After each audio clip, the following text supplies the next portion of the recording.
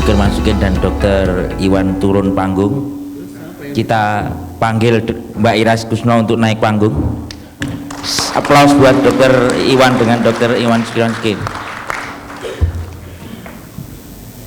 Saya harap semua tidak ngantuk ini.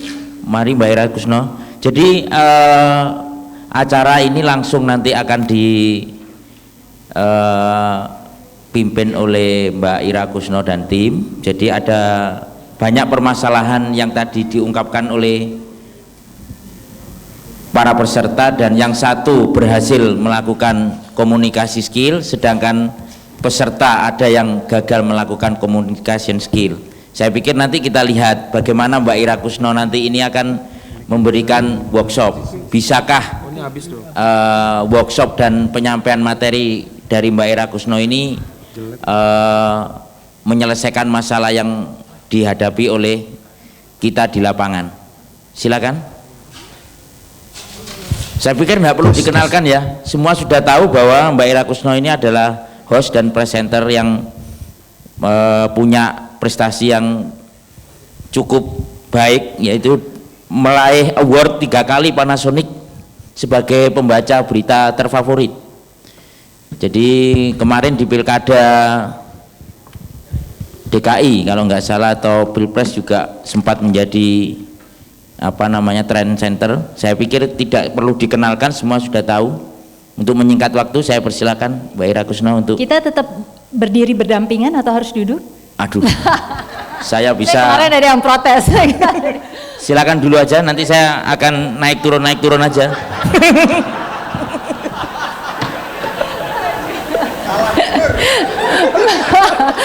Soalnya dari kemarin ada yang protes nih Dokter Anton. Baik, saya juga biasanya kalau workshop, dan saya lebih senang ini menyebut refreshment karena saya yakin beberapa dokter dan prof di sini sudah jauh lebih canggih sebenarnya, mungkin tidak secara teori tapi secara praktek.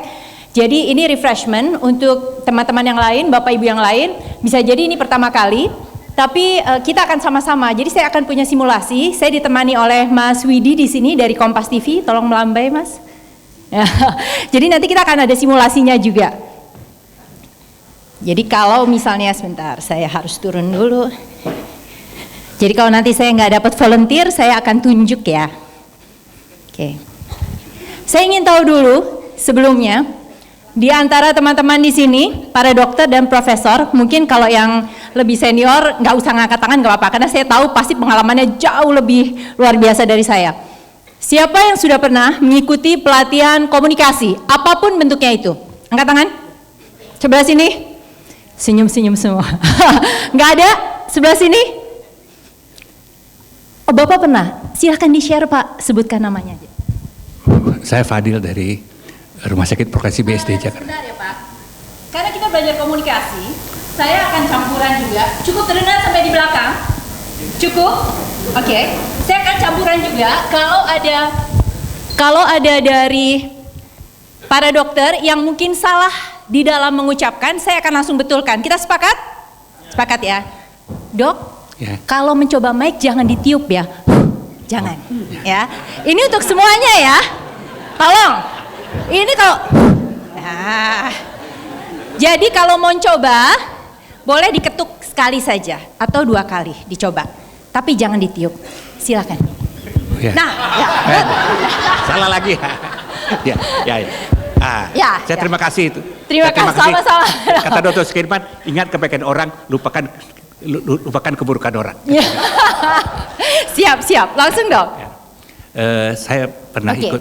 Yang kedua dok. Ya. Jangan belum mulai ya. Tadi saya juga dengar dari dokter siapa?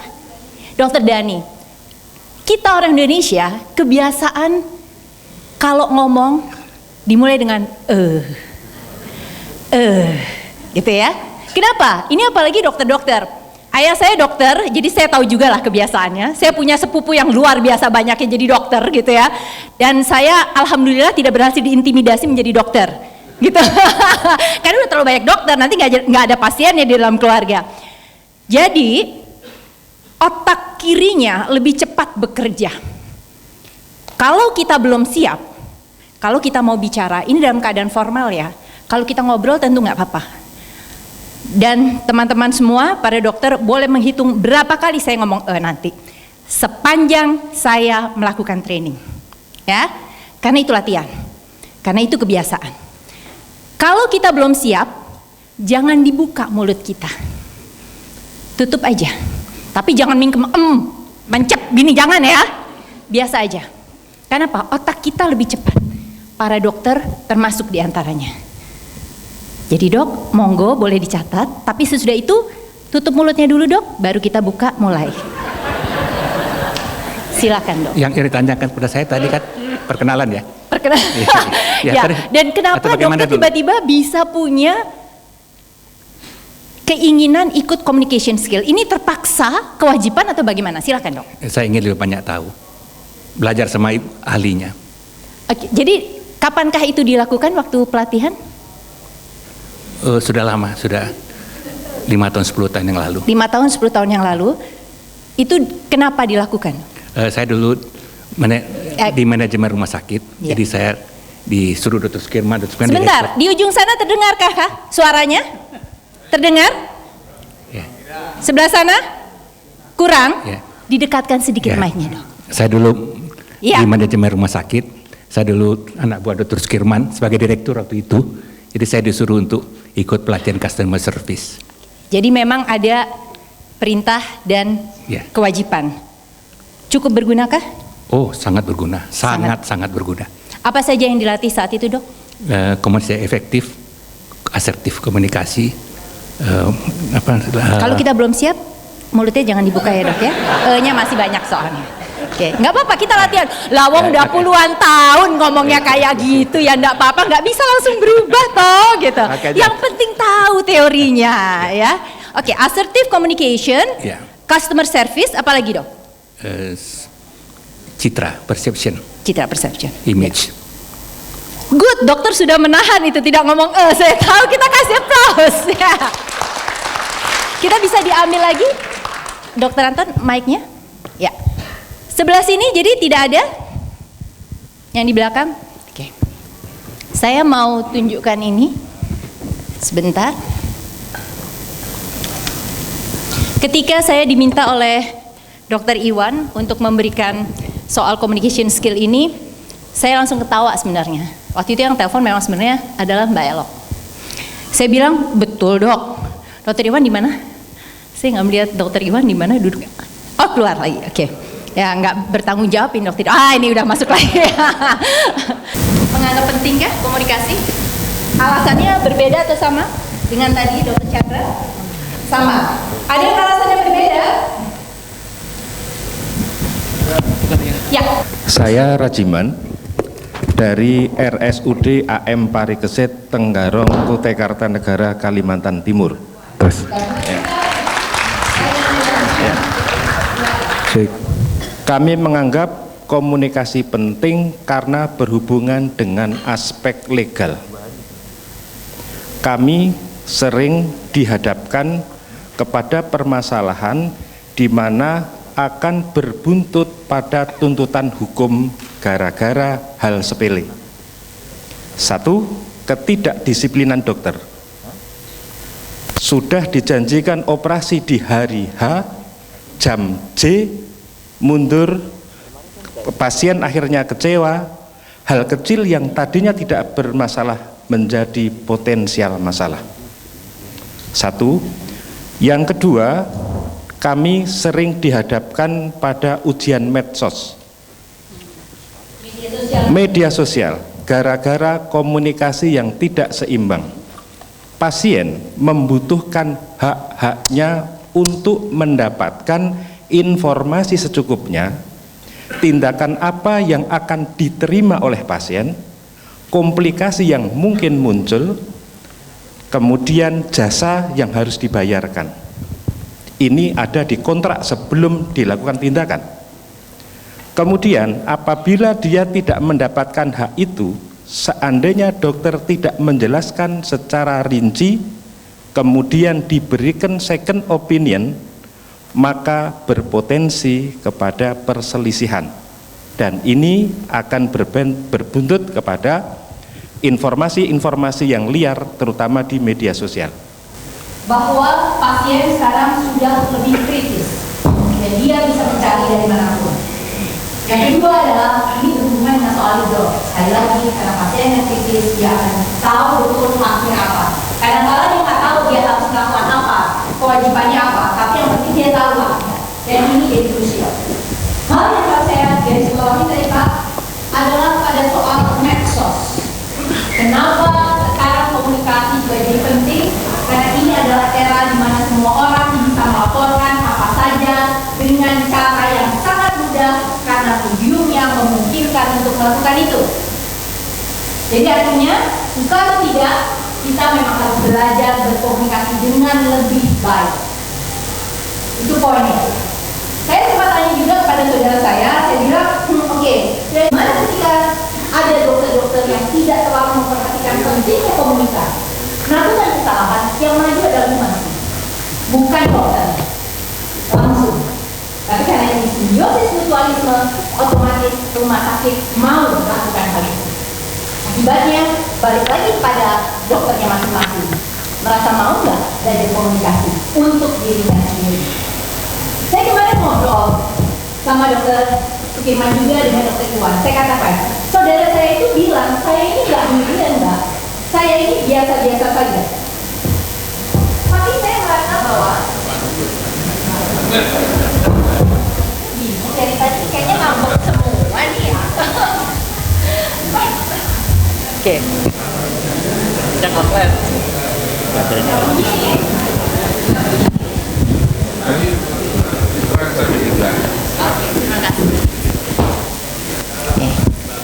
Ya, alhamdulillah. Dia mengatakan, tapi kalau saya mau punya nilai tambah, berarti saya harus dekat dengan pasien saya. Kalau enggak, nanti pasiennya semuanya lari ke dokter yang pinter-pinter. Aku enggak dapat duit ya mbak, banyak.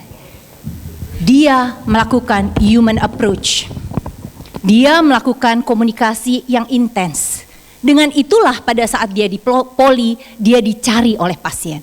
Bukan karena aku pinter mbak, tapi karena aku ngewongke. Karena aku mau ngobrol.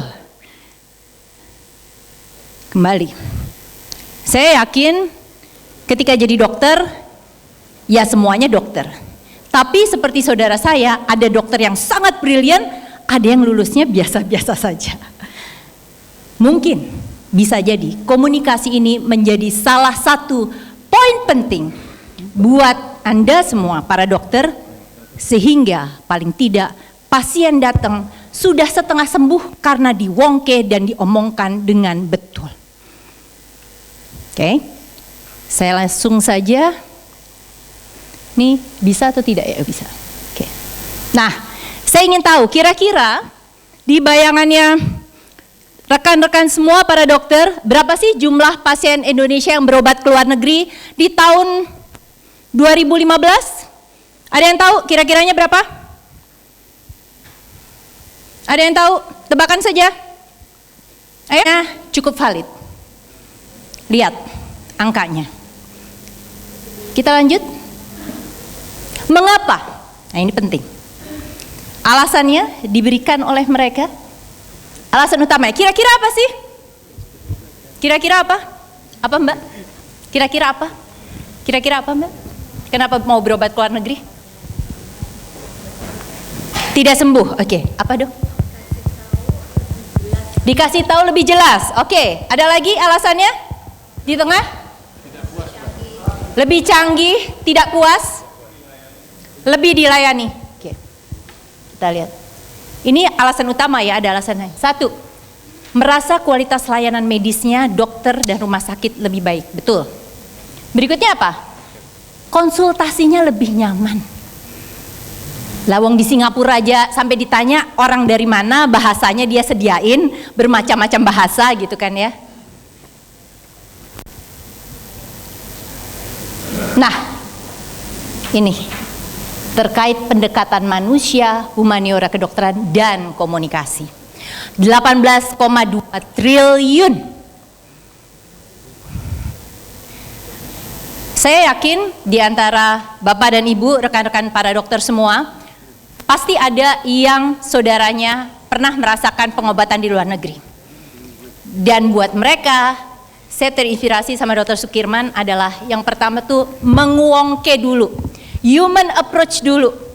Kalau human approach sudah 50% orang itu di tangan kita. Dan itu yang dilakukan oleh rumah sakit itu. Dan itu yang dilakukan oleh para dokter tersebut. Artinya tidak bisa tidak kualitas layanan berkaitan dengan komunikasi, konsultasi harus diperbaiki. Karena apa? Karena ini 18,2 triliun, bahkan dokter menyebutkan 2 miliar dolar loh. Besar sekali. Dikembalikan ke kita. Ya. Sampai di sini ada yang mau mempertanyakan sesuatu misalnya berkaitan dengan komunikasi? Oke, kita lanjut. Kita bisa ganti dulu. Lintang, bisa tolong diganti ini dengan slide yang berbeda. Nah, kita akan simulasi. Ini sebenarnya tidak sepenuhnya mungkin bisa diterapkan kalau Bapak dan Ibu punya pasien yang banyak. Tapi paling tidak, tadi, kalau kita mau merebut kue 18,2 triliun sampai 20 triliun tadi, kita bisa mulai belajar ini. Supaya apa? Pendekatannya tepat. Kita kadang kesel ya, ini kok pasien diomongin tuh nggak ngerti-ngerti gitu, keras kepala dan sebagainya. Keselnya jangan di sini. Kemarin Dr. Sukirman cerita, yang penting yang ketawa paling akhir itu yang menang. Kalau pasien nggak mau dioperasi, iyain aja dulu. Apalagi kalau modelnya model keras kepala. Pelan-pelan kita cari caranya. Tapi kalau dibilang enggak harus dioperasi, lari dia ke Singapura, lari dia ke Malaysia. Bagaimana kita tahu caranya supaya juga nggak kesel dan ujungnya adalah kita yang ketawa paling akhir itu? Ini tadi salah satunya. Kita kenali lawan bicara kita.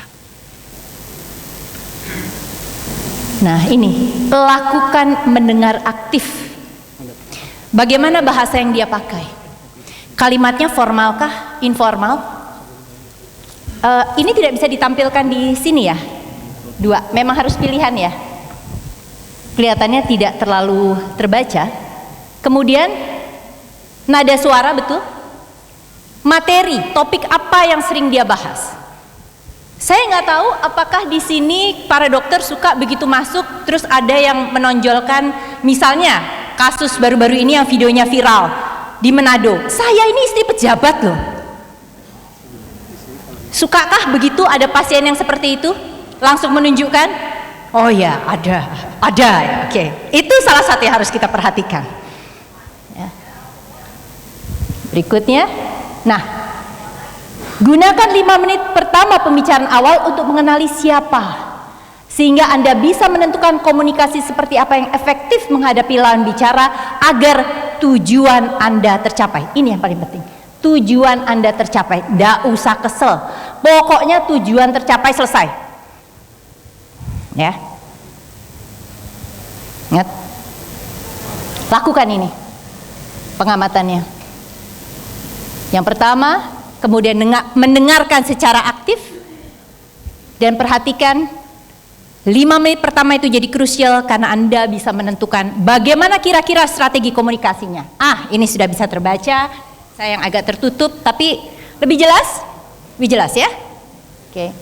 Saya sudah berikan materi ini ke panitia, jadi nanti kalau terakhir mau mengcopy silahkan. Kita lihat berikutnya. Nah, ini ada tipe kepribadian.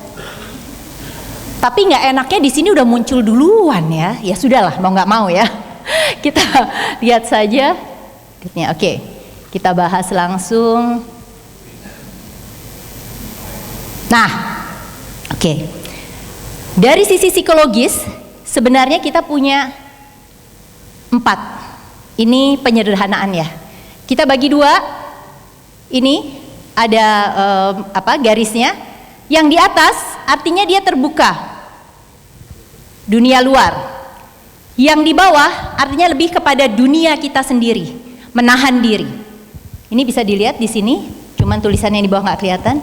Kalau yang ke kanan orangnya lebih spontanious, yang ke sini lebih hati-hati.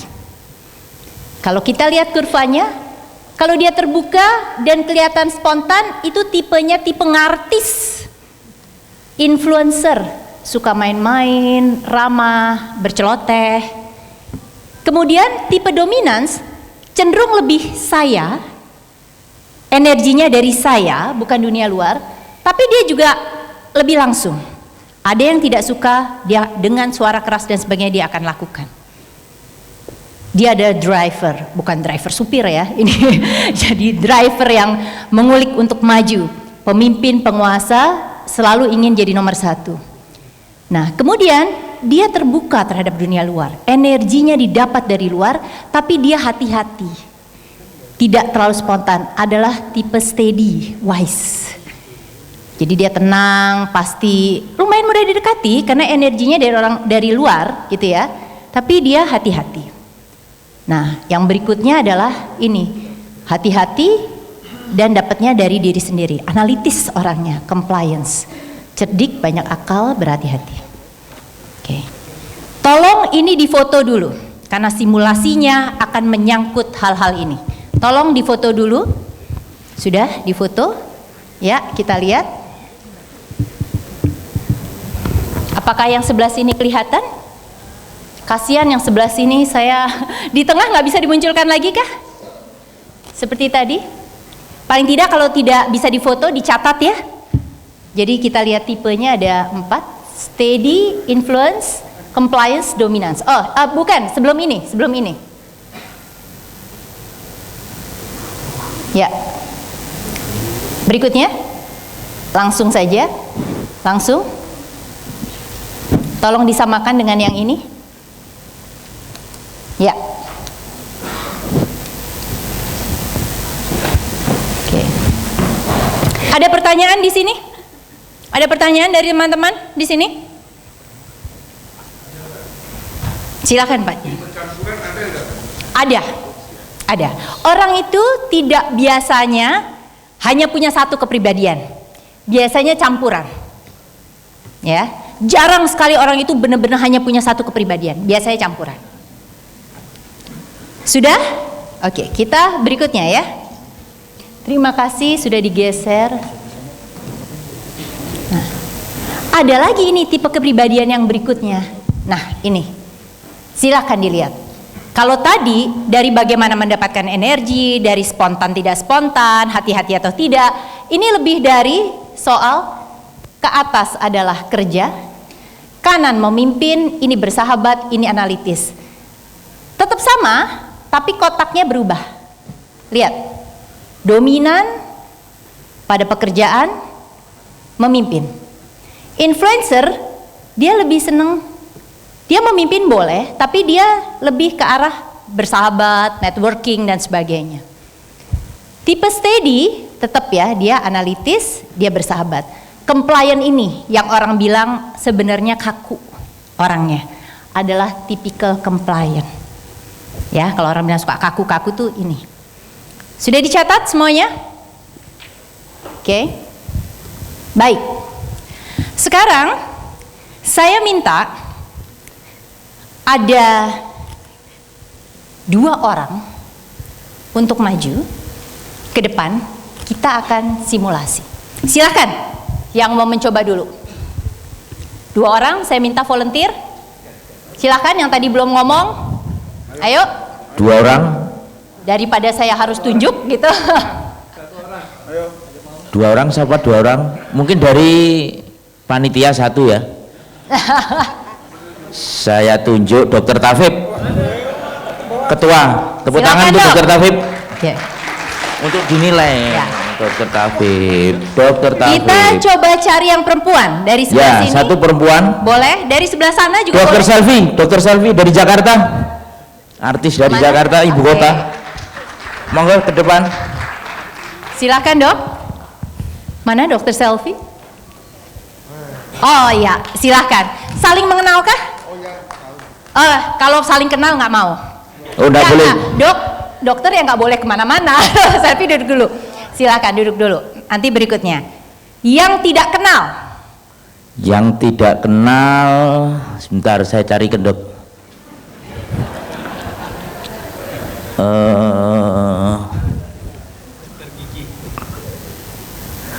Ketua IID Klaten siapa ya? Kelihatannya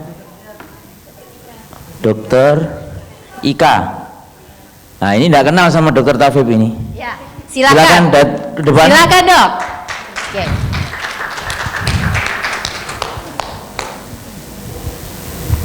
Monggo ayo dok. Silakan Mas Widi ya. Nanti kita berdiri di sini, di depan sini boleh. Mic-nya boleh dibantu, dua-duanya.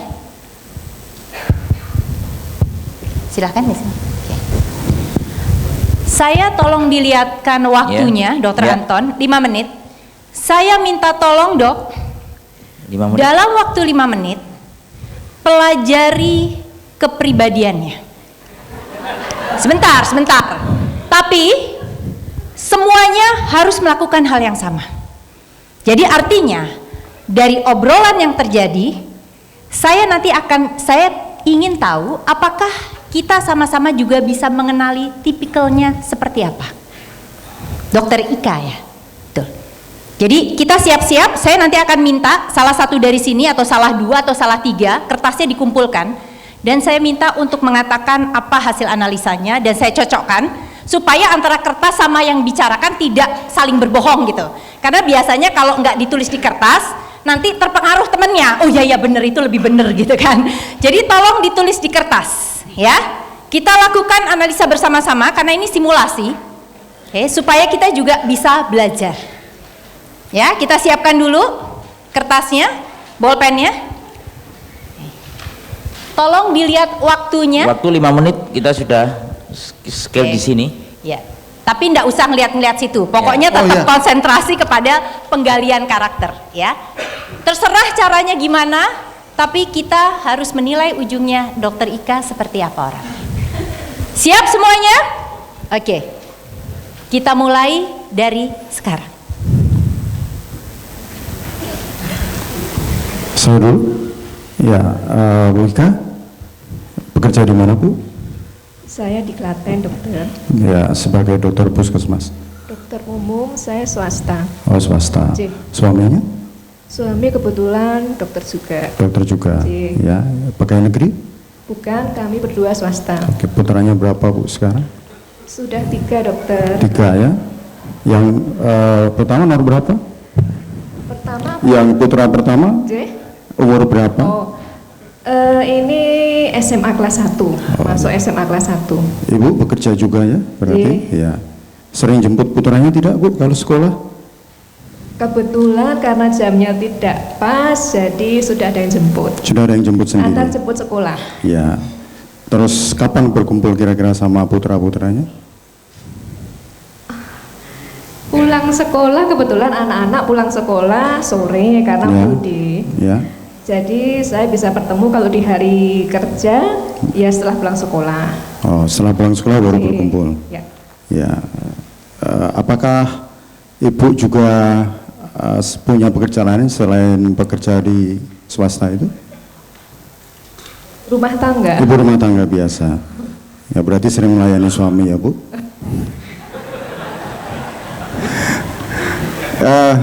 Ya, Ibu kalau umpama punya hobi senangnya apa ini, Bu? Ya. Apa ya? Kebetulan kalau masak nggak suka juga. Kalau apa ya? Suka melihat ini apa? Mungkin arahnya ke fashion. Ke fashion ya. Iya. Dokter Ika kalau mau nanya balik boleh loh. Oh, Jadi gitu. interaksi boleh. Oh ya, Membaca suka juga ada. membaca. Membaca sedikit karena sukanya fashion, jadi mungkin yang saya baca ya hanya fashion aja, dokter. Oh, yang lain-lain enggak ya? Yang lain-lain ya mengikuti, tapi tidak sampai mendalami. Oh, punya cita-cita dari desainer gitu umpamanya? Cita-cita dari desainer waktu kecil belum kepikiran. Sekarang? Sekarang mungkin bukan disebut desain, tapi suka bikin-bikin ide sendiri. Oh gitu. Iya. Suka bikin-bikin Sendiri. sendiri. Maksudnya bikin model sendiri Ya, gitu. betul. Termasuk yang Ibu pakai ini juga model sendiri? Boleh nanti bisa dilihat di Instagram Oh, kalau mau pesan. Ya, jadi terima kasih. promosi. Boleh lanjut Mbak. Kalau Dokter Ika mau menanyakan, Ya. boleh. Ganti balik. Dokter, tanya-tanya seperti ini saya jadi grogi.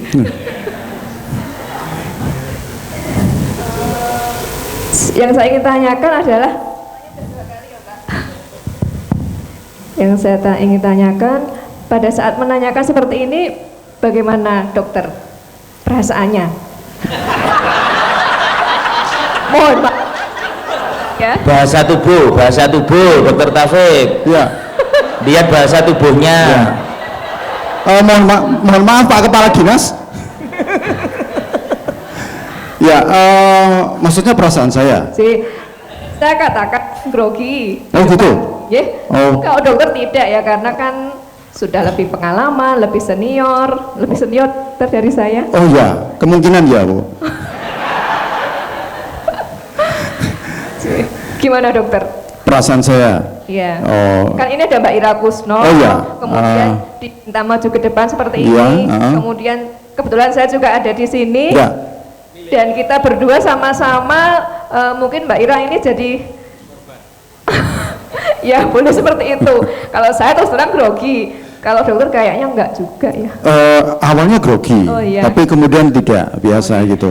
Jadi kalau bagi saya yang penting itu awal dulu, gitu ya. Terus habis itu lancar semua sampai ke belakang. Ya. Ya. Tentu saja sampai tujuannya tercapai itu tadi. Oke, kita aplaus, Terima kasih. Oke, sebentar. Oh iya. Dok, Anda punya tugas menuliskan tipikalnya Dokter Ika seperti apa, dan boleh merupakan boleh merupakan campuran, ya. Tidak disebutkan, dituliskan. Silahkan dituliskan dulu. Yang lain boleh kembali dulu. Mic-nya juga, silahkan. Dokter Ika ini kelihatan grogi memang ya, tadi sudah mengatakan. Jadi kalau grogi, orang itu biasanya macam-macam. Kalau Dokter Ika tadi dibuang groginya itu dengan bolak-balik ngetok ini, bolak-balik ngetok ini. Terus nengok ke saya gitu. Hati-hati. Ya, hati-hati.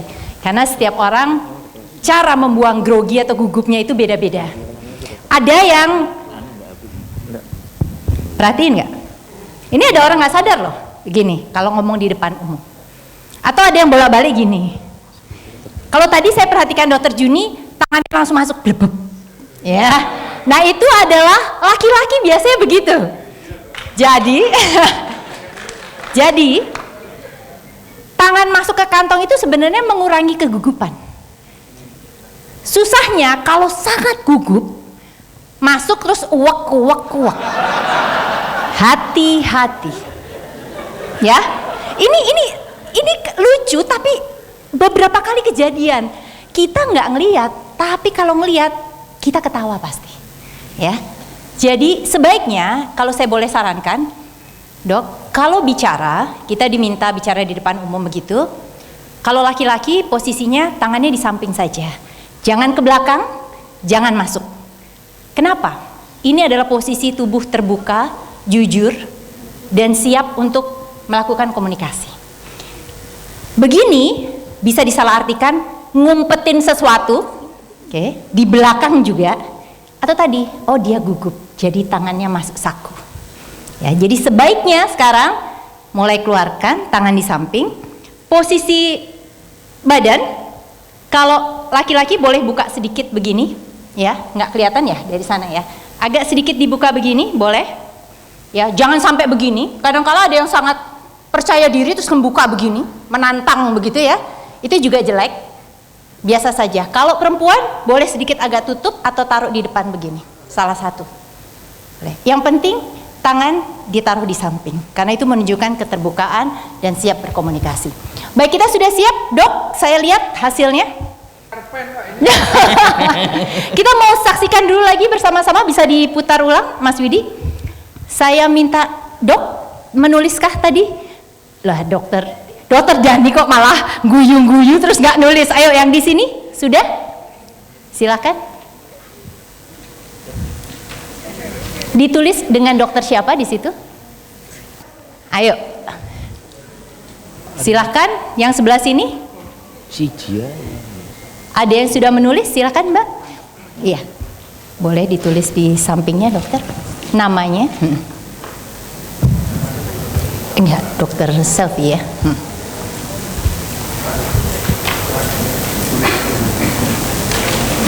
Di sebelah sini ada yang sudah menulis, silakan. Ada 2 ya. Boleh disobek saja, ditulis namanya. Namanya dokter, boleh disobek. Nah, tulis namanya sudah. Oke, cukup. Terima kasih. Ya. Taruh di sebelah situ saja, minta tolong. Nah, stop di situ.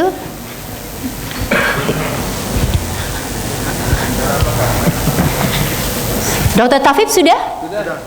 Oke. Sebelah di sini ya? Oke. Silakan dok, dibacakan. Apa tadi? Siap. Ini dipegang, ini jangan digabung, saya mau baca yang ini soalnya. Oke. Ya. 1, tipenya steady. Sebentar. Dokter Tafib silahkan bacakan apa yang di... Moderator ini mau mengambil peranan nanti dulu dok. Sebentar. Sebentar dok, silakan. Ya, Eits. tipe kepribadian dari Dr. Ika adalah compliant dan steady. Compliant dan steady. Kenapa compliant dan kenapa steady?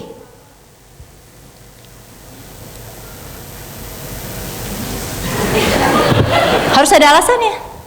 Lembut suaranya mungkin. Coba kita buka dari yang sebelumnya ini. Ya. Dianggap tadi adalah compliant dan steady. Oke, silakan.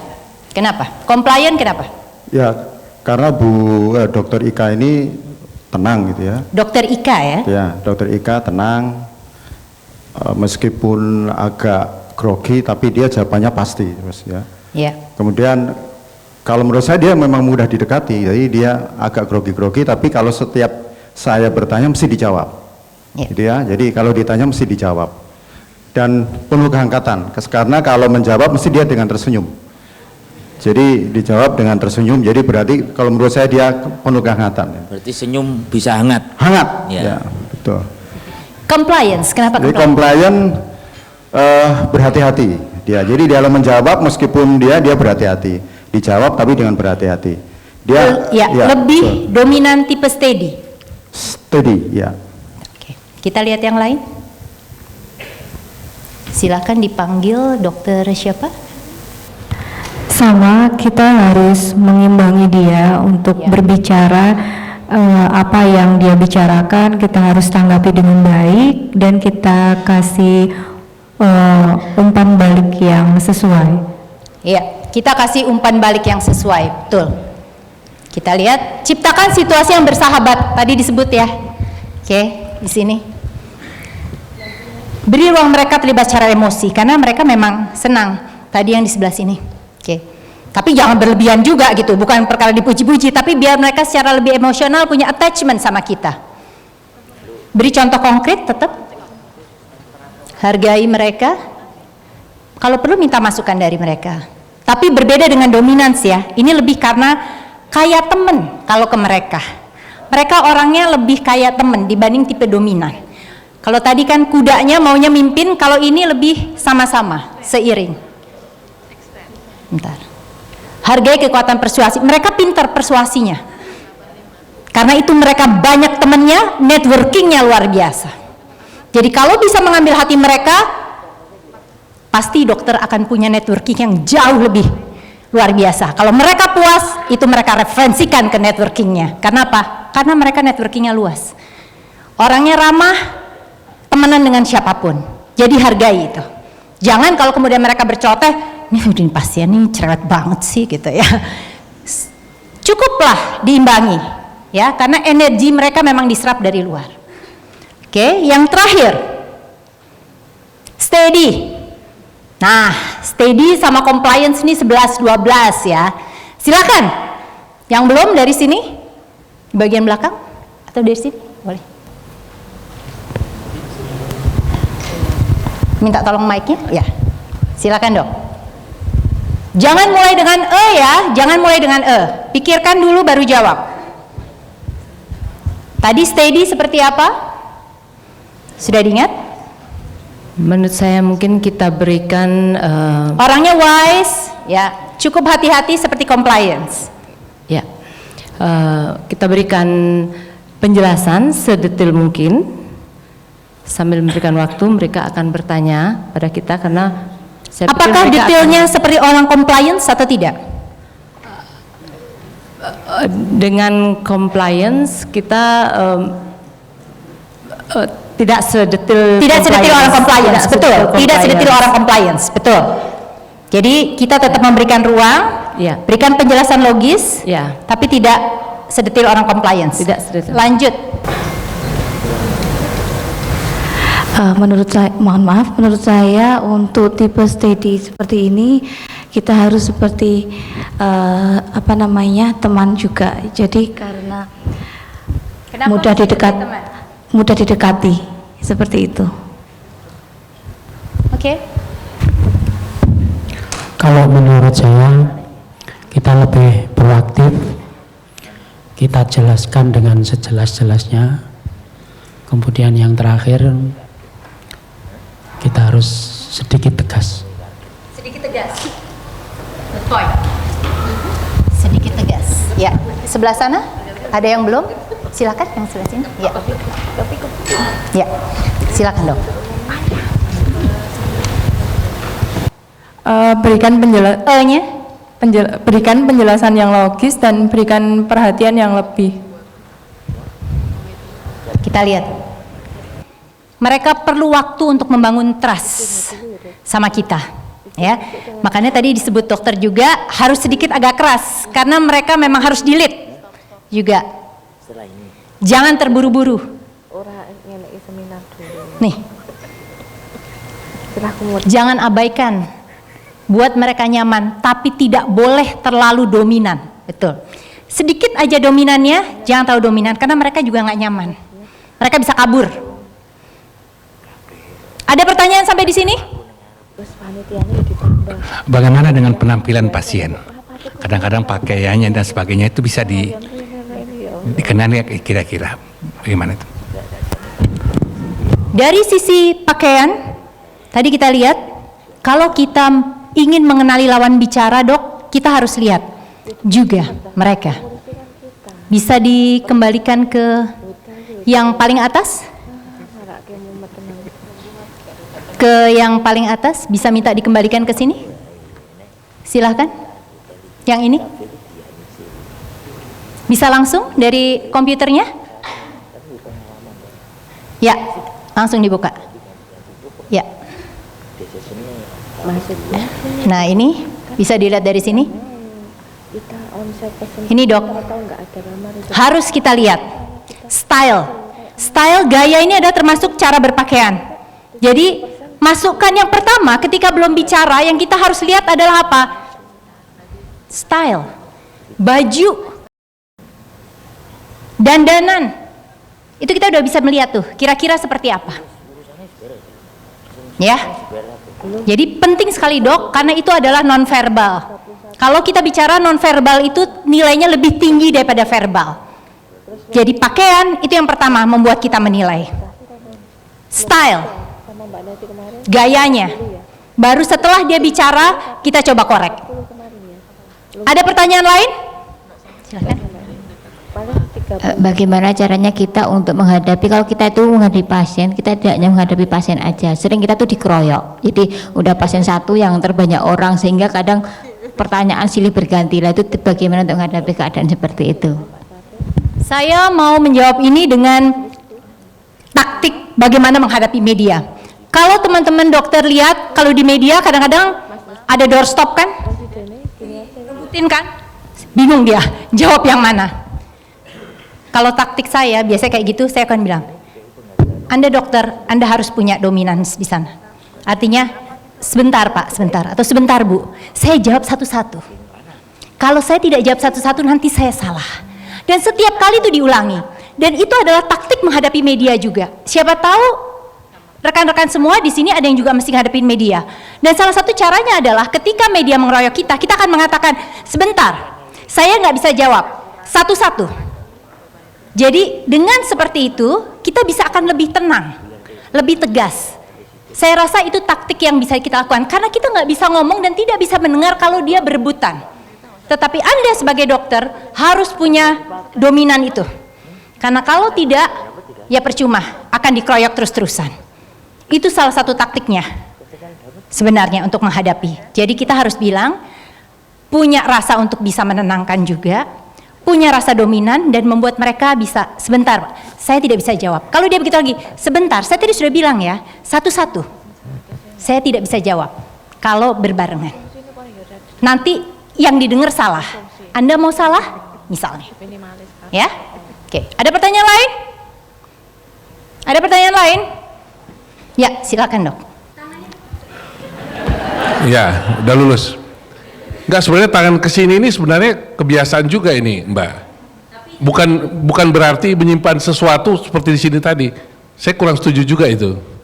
Ini masalah habit aja mungkin ya. Mungkin ya. Sorry. Saya kan memberikan ini adalah yang baik pada saat. Iya. Jadi kalau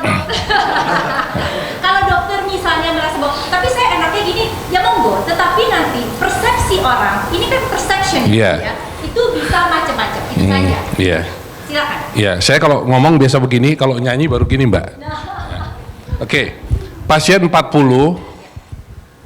waktu saya terbatas di poliklinik, semua harus dilayani dengan baik, mulai dari anamnesa, pemeriksaan, anamnesa itu wawancara, pemeriksaan, ngasih obat, ngasih edukasi, kemudian mungkin harus operasi. Jadi bagaimana cara berkomunikasi yang baik dengan pasien yang banyak? Mungkin Mbak bisa kasih 1, 2, 3, 4, 5 tipsnya aja. Makasih Mbak. Yang pasti saya tidak bisa menjawab sampai sepenuh-penuhnya. Tapi kalau tips, ini sekali lagi tips ya. Kalau saya melihat bahwa rekan-rekan semua, Bapak Ibu para dokter, pasti apalagi yang sudah senior punya feeling. Mana yang jadi prioritas? Ini sama sekali persis dengan kalau kita melakukan mana yang harus kita jawab duluan. Kita tahu, oh yang ini udahlah nggak apa-apa sambil lewat aja. Sekali lagi, waktu kita tidak punya kemewahan ya dok ya. Artinya kita harus berhitung, oke kita sudah tahu. Dari sekian banyak berarti saya hanya bisa memberikan perhatian pada 15 pasien. Pilih 15 yang urgent. 15 yang urgent dengan pendekatan seperti itu. Yang lain, otomatis kita cepat. Nggak mungkin kita ngadepin semuanya. Demikian juga yang lain-lain dok. Ketika kita sudah 15 itu tiap orang berapa? Nggak boleh berlebihan juga. Karena kalau 15 berlebihan, akibatnya akan mendorong yang lain. Sekali lagi kuncinya, dok, kalau saya di sini berkomunikasi adalah apa? Pilih yang prioritas, urgent. Ketika waktu tidak ada di tangan kita, kekuasaan untuk waktu tidak ada di tangan kita, pilih yang prioritas, pilih yang urgent. Dan itu by the time, pasti dokter-dokter muda di sini akan punya feeling. Mana yang bisa dihandle dengan cepat, mana yang memang saya harus kasih perhatian, dan berapa perhatian yang harus saya berikan. Sekali lagi seperti itu. Karena kalau enggak dok, enggak akan bisa. Saya tahu sekali, bapak saya dulu juga poliklinik, itu kalau ngomong daya, berikutnya, kalau sekarang udah enak. Sudah tua dan baik pengalaman, oh iya harus memberikan lebih banyak edukasi, tapi pasiennya nggak sebanyak dulu, otomatis bisa seperti itu. Tapi kalau tidak, berikan prioritas. Seperti yang saya sampaikan tadi, saya mohon tips dari Mbak sebagai public speaking. Bagaimana tips kita menghadapi ketika memberi edukasi atau ceramah pada siswa SMK yang seperti saya lakukan. Itu susah ya, mereka teriak-teriak, lempar kertas. Kebetulan saya datang bersama tim, kebetulan mahasiswi Fakultas Kedokteran ya, kebetulan yang saya bawa juga cantik-cantik yang ikut terlibat. Itu sampai di sweet itu, kakak kenalan dong gitu. Jadi memang susah. Kalau mahasiswinya saya suruh bicara, mereka memang grogi ya. Saya memang karena terus kita hadapi, sedikit bisa menetralisir.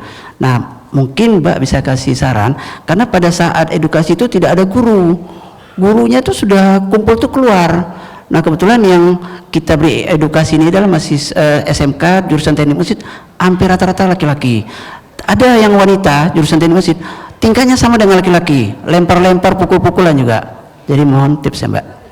Ya, saya mau buka yang berikutnya, saya cepat saja. Coba tolong dibuka yang berikutnya. Bisa? Sekali lagi, walaupun ini tidak saya bawa dengan detail, tapi ini bisa di-copy dan bisa dipelajari. Poin pertama yang tadi saya berikan adalah mulai dengan sikap tubuh. Dokter, silahkan kalau mau masukkan, tapi sekali lagi, it's a matter of perception. Jadi yang baik adalah seperti ini. Tapi kalau dokter tetap mau masukkan, monggo. It's all yours. At the end of the day, public speaker adalah soal pilihan. Ya, bagaimana kita mau dipersif oleh publik. Nggak ada yang salah dan nggak ada yang benar. Ada yang mengatakan, apakah kalau kita jadi speaker yang baik itu harus nggak punya dialek? Nggak juga. Kita suka kok dengar orang punya dialek. Sepanjang dialek itu tetap membuat kita bisa mendengar dengan baik. Tadi saya bilang di sana, buka dok mulutnya, saya nggak dengar A, I, U, E, O yang jelas dok. Kalau saya ada latihan olah vokal, saya pasti minta dokter jadi murid saya. Karena kemudian A, I, U, E, O harus jelas. Karena kalau tidak, kasihan nanti pasiennya balik apa dok gitu ya. Oke. Saya minta yang berikutnya yang lain, yang satu lagi, tolong cepat, bukan yang ini.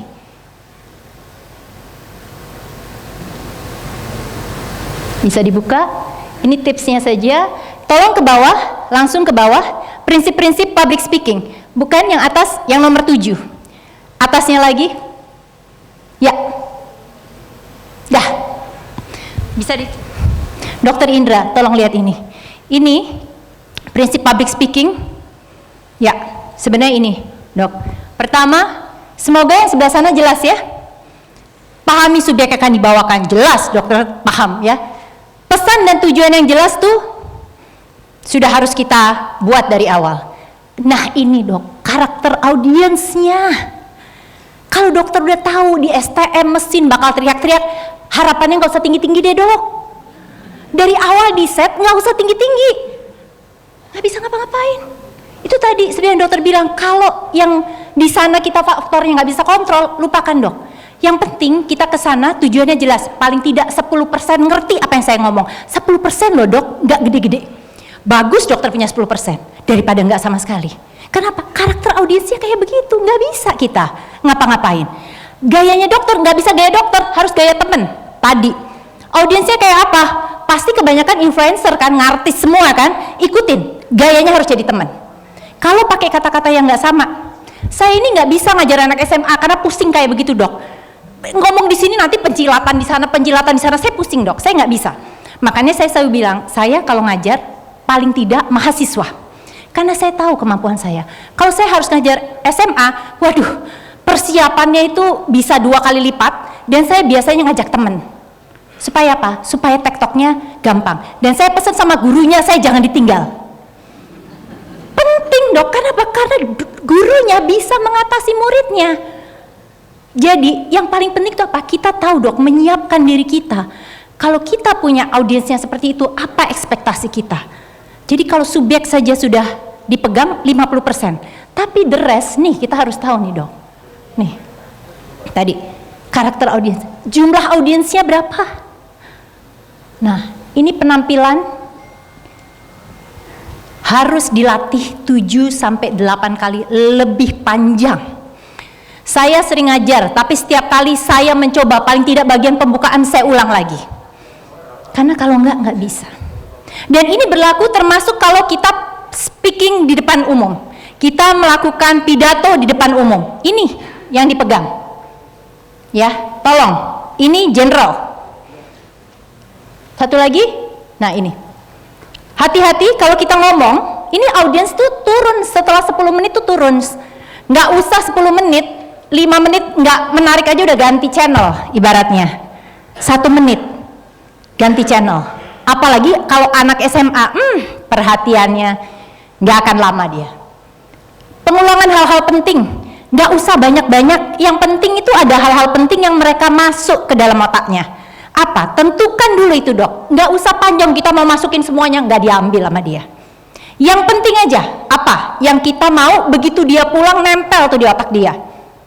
Ya, key message-nya harus jelas, itu aja yang dibawa pulang. Nih, 3 kali 3. Di depan ngomong, di tengah ngomong, di belakang ngomong. Jadi kalau orang pulang, itu yang dibawa sama mereka.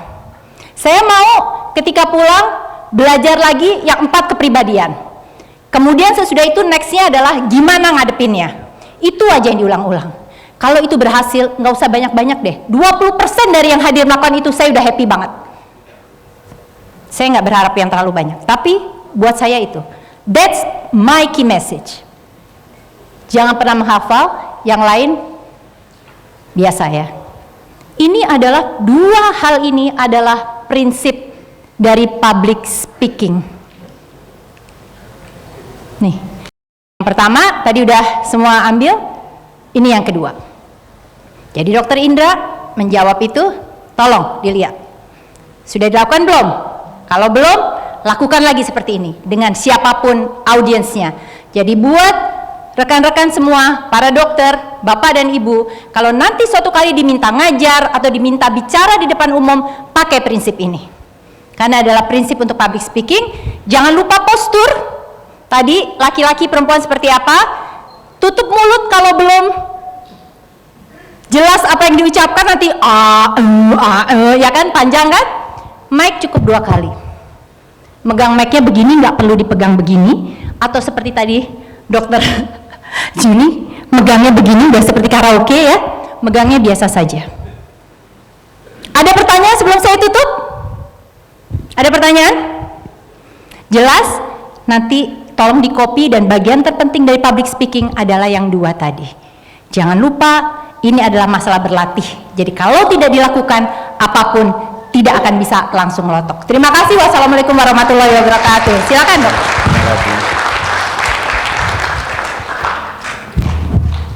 Terima kasih Dr. Mbak Ira Kusno. Iya, mudah-mudahan peserta puas. Peserta jangan pulang dulu karena ada sesi foto bersama Ira Kusno. Ya, saya kembalikan waktu ke pembawa acara untuk melanjutkan acaranya. Terima kasih dokter. Untuk selanjutnya kami mohon kepada para pembicara dan moderator untuk dapat maju ke depan. Dengan hormat kepada Profesor Del Fitri untuk dapat menyerahkan sertifikat dan cindera mata kepada moderator dan ketiga pembicara.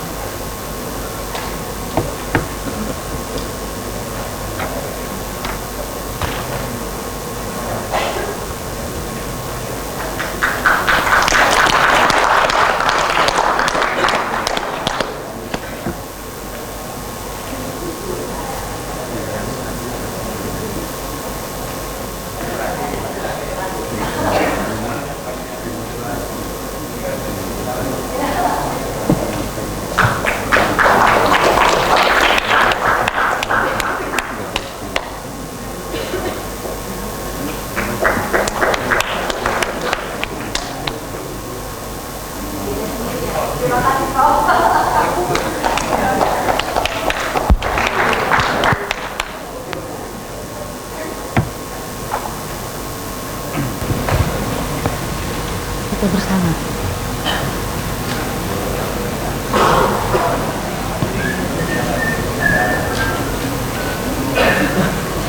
Mana Bu? Mau di dekat siapa Bu?